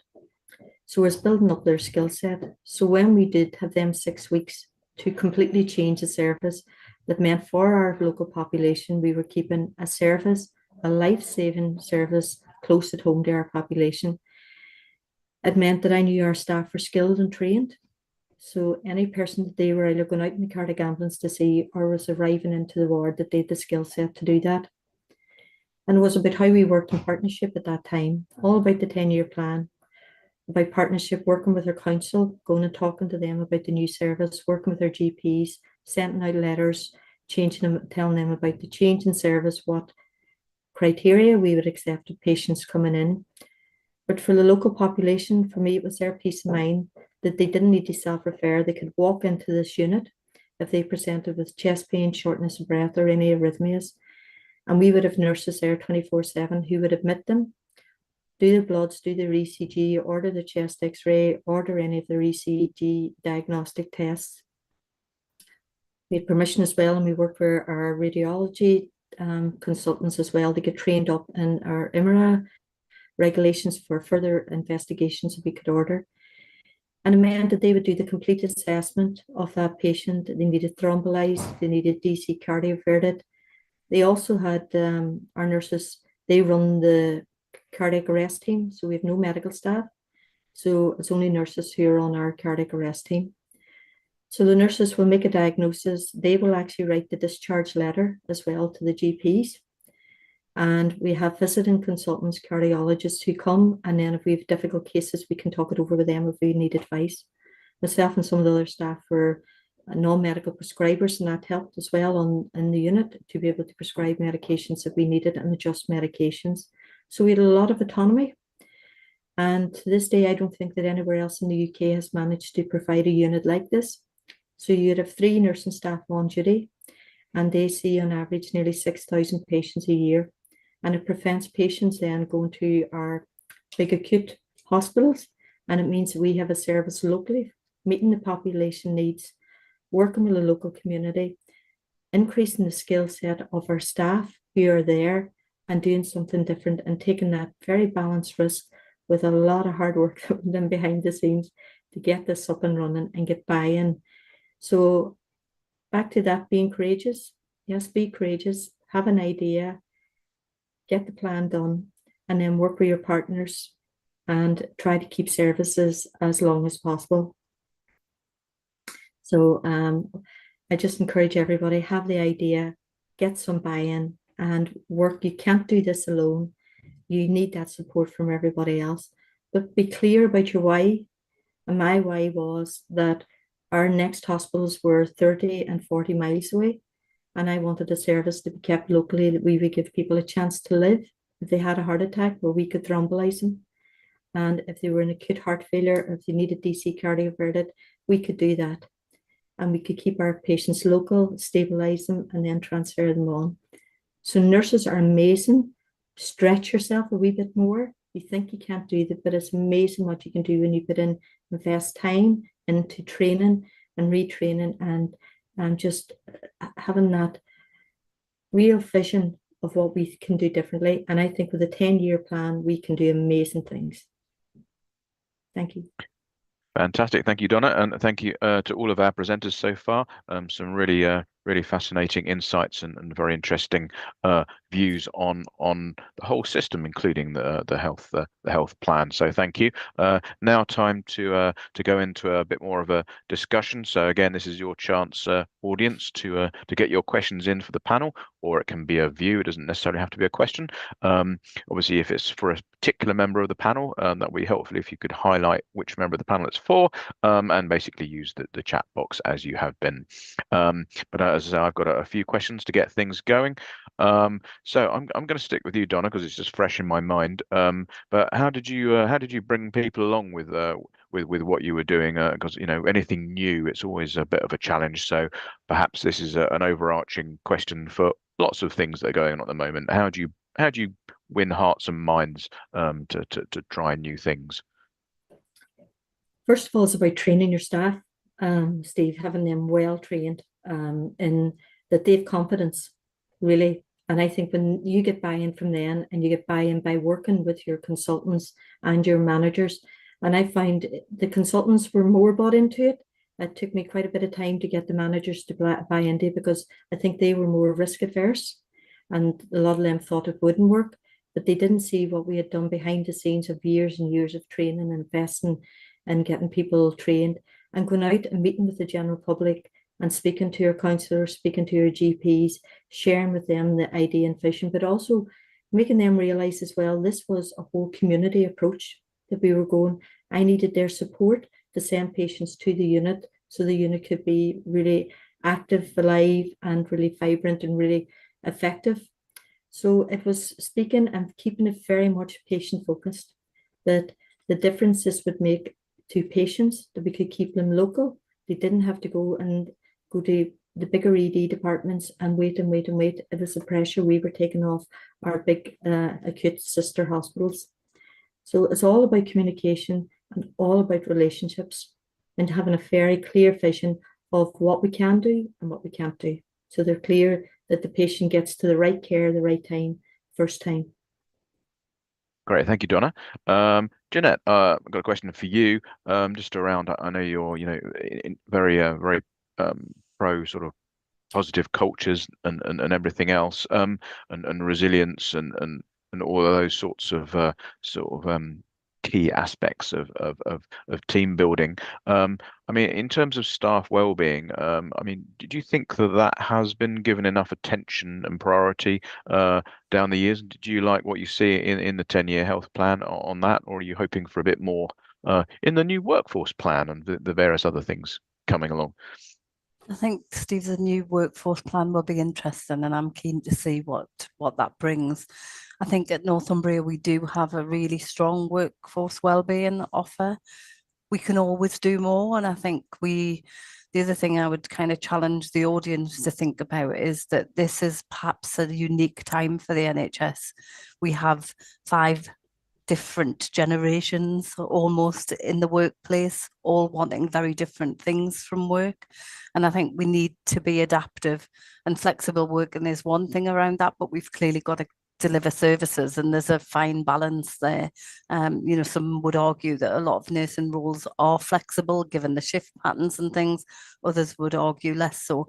I do think nursing per se is a huge Kirk, if I can use the Scottish term, being so close to the Scottish borders. We've got a huge breadth of different career paths for our registrants, and I do think that's where the strength of our flexibility is, that you don't necessarily have to work on an acute medical ward, working nights, and there are lots of different things. There are specialist nurse roles.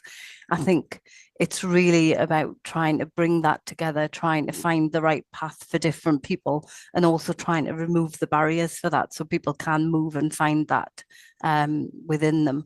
But I do think we've got work to do in that arena, both to have them the ability to raise their concerns from a wellbeing perspective, organisations being fleet of foot to be able to respond to them, but also having managers who may be at a very different place in their life or career understand the workforce of the future and what they want as well, and what will work for them.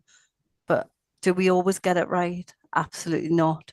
But I think we need to acknowledge that nursing has lots of touch points along that. A lot of our occupational health teams are nurses, and essentially we can all shape that. And we work very closely with our public health partners here at Northumbria to strengthen that offer, and psychological therapies as well. But it's definitely a work in progress, and I think it's something that we really need to focus on going forward. Yeah, thank you, Gina. That's very interesting. When I was at the CNA summit last month, to just the discussion around as you say, the huge potential for moving around within nursing. There's just so many different You know, you can move sideways, you can move upwards, you can move all over the place and try so many different things. I mean, I suppose it's trying to get that message across to the people that might be considering nursing, I suppose, would be my question. Is like, do you think we've got the what do you think the perception of nursing is out there for people who might be wanting to think about it? So I think Ruth and Kelly both mentioned that the perception of nursing from a public perspective is that we are the most trusted profession. However, I think if you were a school leaver and you see that, you know, the NHS is undergoing immense change, and we've now got workforce champions that are working into schools that are really strong, passionate nurses in our area that are going out to schools to say, this is the career for you. There are all different threads to this career. And that's across our NMAP professions as well, you know, the allied health professionals also, to just try and get that positive message out in the communities, you know, because I think sometimes a lot of the NHS press from a news perspective can focus on those less positive news stories, and I think we need to drive some of that more positive messaging in, because nursing has been an amazing career for me. I've been all over the world. I've spoken in lots of different, I've had a very wiggly career, if you could call it that. You know, I haven't followed a traditional path, and I think we really need to share and celebrate that instead of focusing on the negative. And, you know, hopefully us working into schools up here will help. And we offer apprenticeships as well, you know, those flexible programs where we're training people from school leavers into healthcare apprentices, then doing our training nurse associates, and then kind of the apprenticeship to becoming a staff nurse, you know, so less traditional models of, you know, than just people going to university to become a nurse. So I think we just need to adopt a very flexible approach. Fantastic. I love that description. Wiggly career path. Brilliant. Yes. Right. Ruth, you highlighted that prevention is a no-brainer. I think we'd probably all agree with that. But is it easier said than done, I suppose? Does the investment does prevention get the, I suppose, as I say, people talk about it, but does it get the actual action, the implementation, and everything else? It always seems to the public health always seems to be the first thing that sort of gets dropped almost, if you see what I mean. So yeah, several questions in one there, sorry. That's okay. I'm a health visitor at heart, and prevention, as I said, is a no-brainer. Is it easy? No, because often when you prevent something, it's harder to evidence what you prevented. It's harder to prove that it's your intervention that actually prevented that, which is always why it's always easy to cut that first.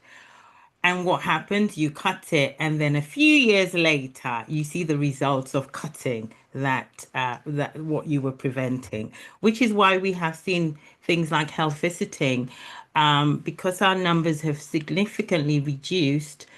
You see the effects of that. We're not doing as much preventative work. We're focusing more on safeguarding, whereas we have, you know, the whole point is moving upstream, so you prevent the problems, and it's cheaper.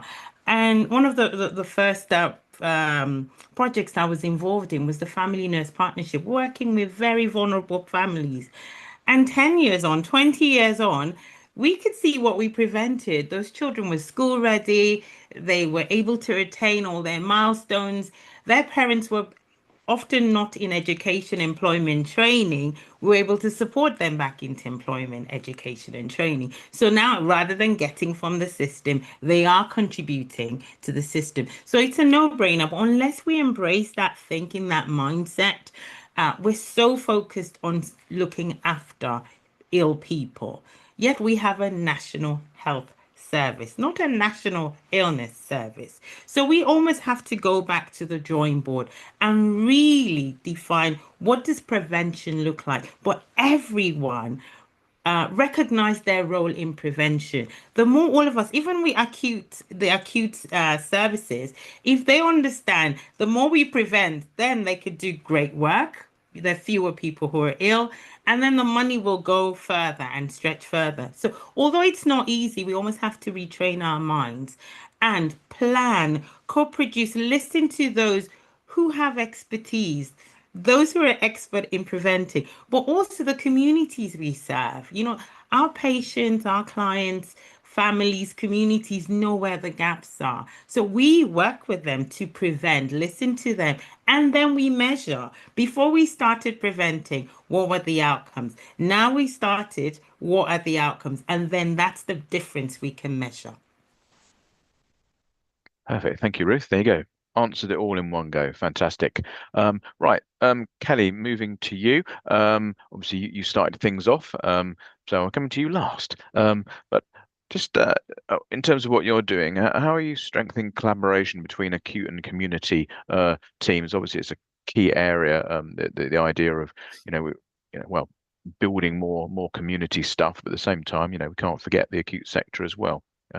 So yeah, how do we build collaboration between those?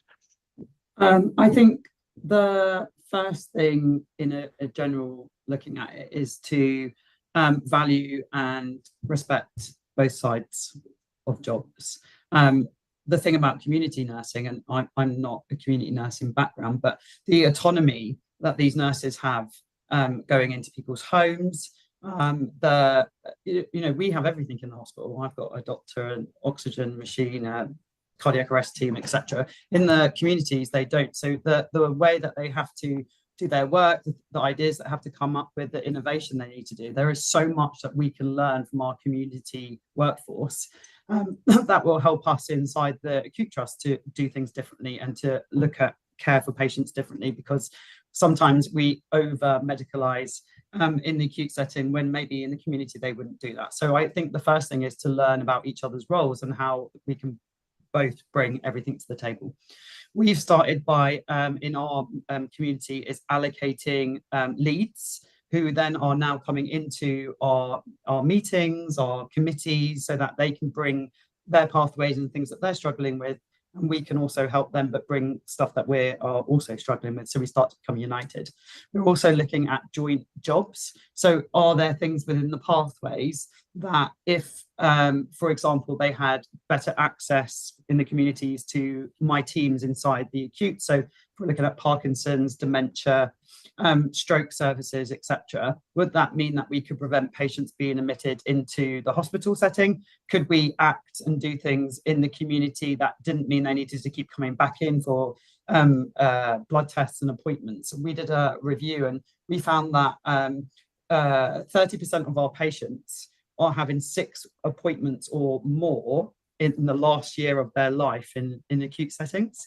I mean, that's really poor patient experience. And what are we achieving with that? So then we've started to push back into the community to say, what is it that we can do better together to make sure that these people are not coming in and spending their last 3 months, 6 months, etc., in a hospital setting when they could be at home with the families, friends around them, and sometimes better care. You feel better in your home, or in your nursing home is your home.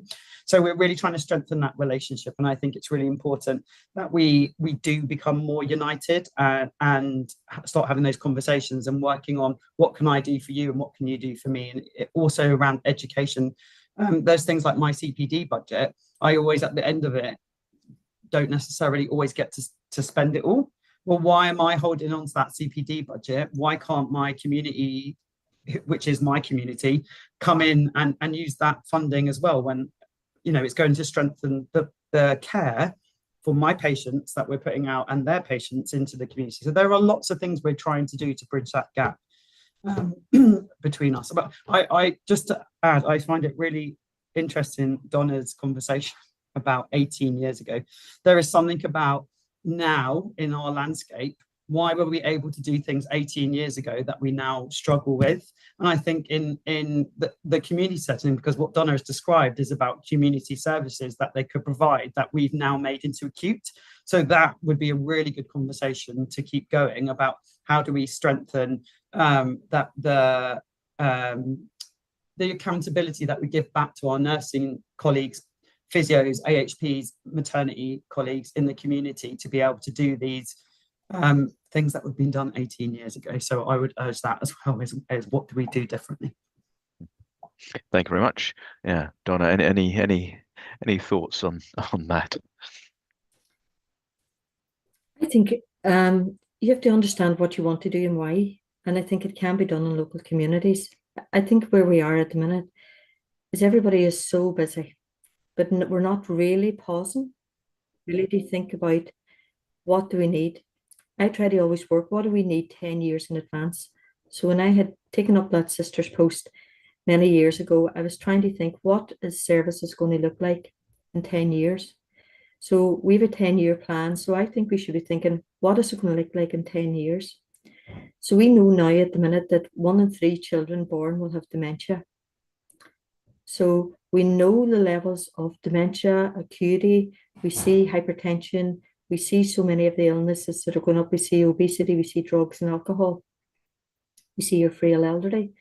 So we should be starting to plan now so that in 10 years, we're not doing what we're doing at the minute. I have been doing is that catch up and nearly crisis management all the time. We should be planning better so that we put in our training, we invest, but we really work better in that partnership. In Northern Ireland, it's probably different because our trust, we have health and social care all under one. But it's how do we bring it back up now to bring in our primary care. Within our trust as well, we also manage 5 GP practices and we have our own trust-owned GPs. And we are trying to bring better connections in of how to work all as a health and social care rather than just all the silos of where we are. But I think we always are focusing on now. I think we really need to get out of this. We need to focus 10 years ahead, use all the demographics. What is that telling us? And really start to plan so we're ready to meet that need in 10 years, not catching up. So yes, the holy grail almost, isn't it? It's yeah, trying to plan far enough ahead rather than yeah, doing things short term and actually integrating things. Yeah. So yes, thank you, Donna. Right, very soon, because we're up against the clock, I'm going to ask the panel just to give me their final thoughts on takeaways.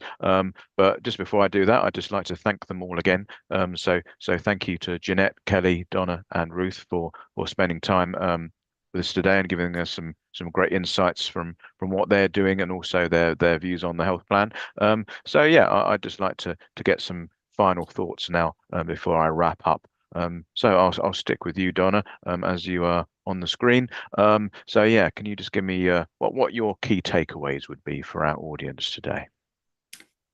It's about relationships, having strong relationships, honest conversations, and don't be afraid of having difference of opinions, because if it's right for the patient, keep the patient at the heart of everything we do, and we will build the service around what the patient needs and train our staff. Great, thank you. And Jeanette, for you, what would you like the audience to take away from what you've said? So I think it's an opportunity. It's an opportunity to shape care. We shouldn't see it as a threat. And I think during this process, but not afraid to speak up and shape the future. Great, thank you very much. And Ruth?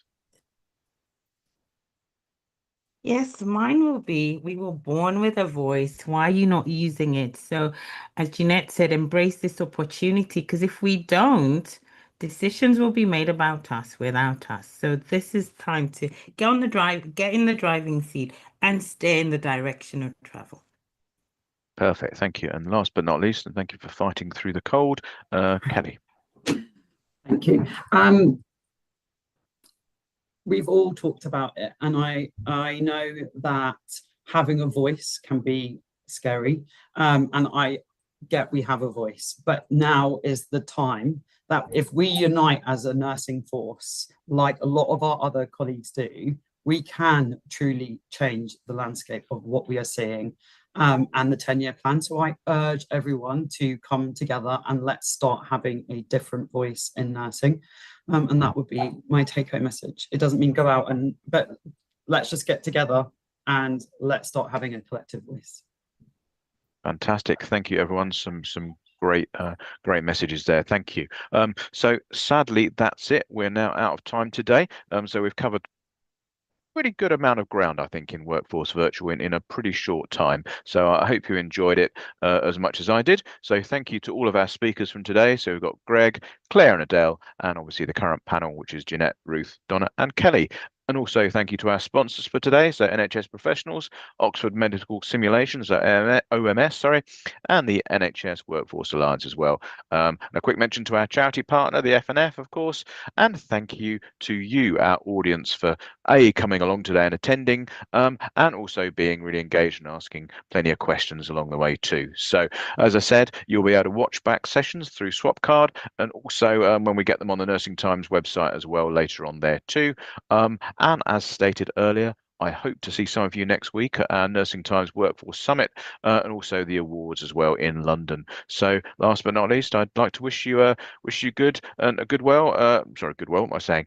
Well, I would like to wish you a great rest of the day. So thank you, and I'll leave it there. Thank you.